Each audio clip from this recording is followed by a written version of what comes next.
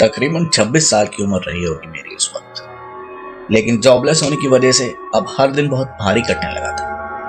तब मैंने डिसाइड किया कि इंटरनेट पर पार्ट टाइम या ऑनलाइन जॉब्स सर्च करूं जिससे कि मुझे कुछ इनकम आने लगे।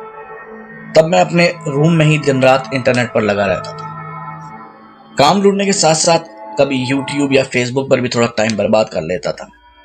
डार्क वेब और डीप वेब के बारे में मैंने रेडिट पर काफ़ी कुछ पढ़ा था।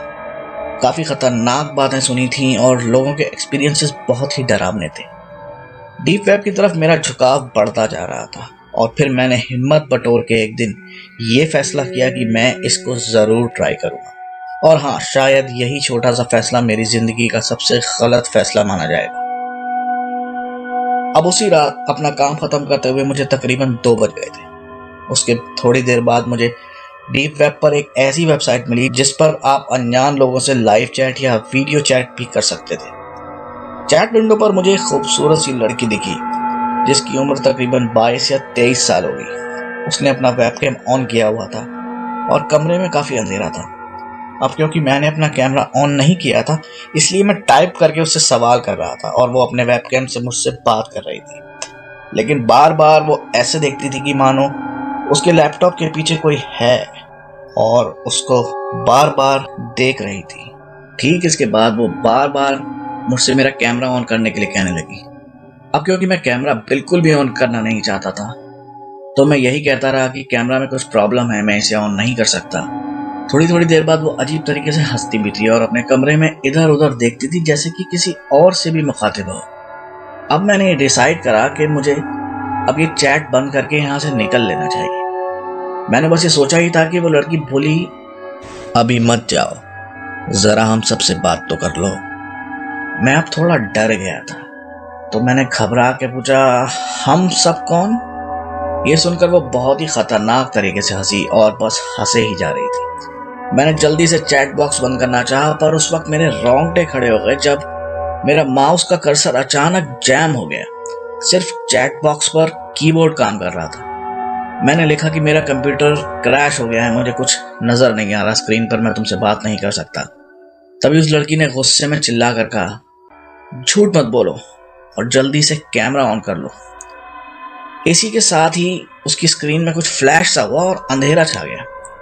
अब उसकी स्क्रीन पर सिर्फ अंधेरा ही था और साथ में कुछ दिल दहला देने वाली आवाजें भी सुनाई दे रही थी। मैं क्लियरली उस लड़की की आवाज सुन रहा था, पर इस बार ये आवाज ऐसी थी जैसे कि कोई जानवर कुछ कह रहा हो या घुर्रा रहा हो या फिर कोई मंत्र पढ़ रहा हो। अब इसके तकरीबन 2 मिनट बाद ये आवाजें आनी बंद हो गईं और फिर उसी खतरनाक आवाज में साफ साफ किसी ने मेरा नाम पुकारा। इससे पहले मैं कुछ रिएक्ट कर पाता कि माउस का कर्सर खुद ही मूव करके कैमरा ऑन कर देता है। अब तक मैं काफी डर गया था, कुछ समझ में नहीं आ रहा था कि क्या हो रहा है। इतने में वो लड़की फिर कैमरे पे नजर आने लगी। इस बार वो अकेली नहीं थी, उसके पीछे काले कपड़ों में एक आदमी मास्क लगाए खड़ा था। वो आदमी हल्के हल्के इस लड़की का सर सहला रहा था। लड़की के चेहरे का रंग बिल्कुल सफेद पड़ चुका था और आंखों में आंसू लगातार बह रहे थे।